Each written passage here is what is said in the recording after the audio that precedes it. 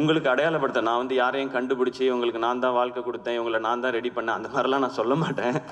ஏன்னா என்னை அப்படி சொல்லி சொல்லி பழகிட்டாங்க, நான் தான் வாழ்க்கை கொடுத்தேன்னு. அந்த மாதிரி ஆள் நான் இல்லை.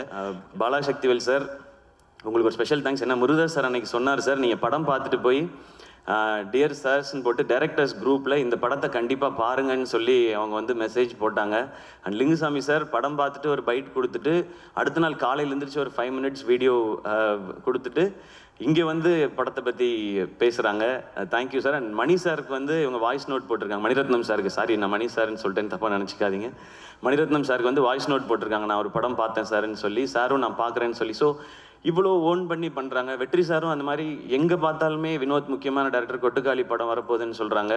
அண்ட் மிஷ்கின் சார், எனக்கு தெரிஞ்சு நாங்கள் யாரும் எந்த கண்டென்ட்டும் இந்த படத்தை ப்ரமோட் பண்ணுறதுக்கு இதுக்கப்புறம் கொடுக்க வேண்டிய அவசியமே இல்லைன்னு நினைக்கிறேன்.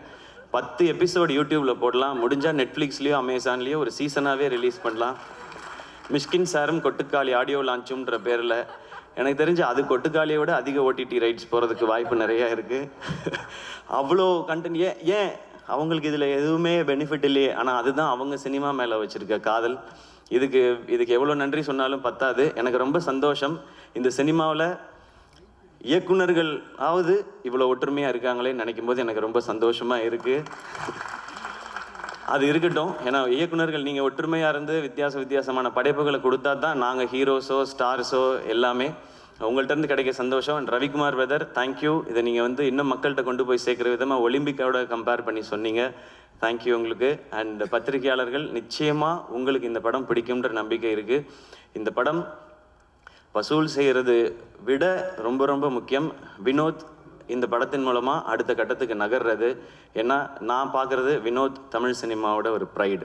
எங்கள் தமிழ் சினிமாவிலேருந்து எங்ககிட்ட ஒரு இயக்குனர் இருக்கான், அவன் வினோத் ராஜ், கொட்டுக்காளியோடு வரான் அப்படின்றதான். ஆடியன்ஸ் படத்தை பாருங்கள். நிறையா கருடனை மறந்துடுங்க, விடுதலையை மறந்துடுங்க, அது ரெண்டும் வேறு மாதிரியான படம்.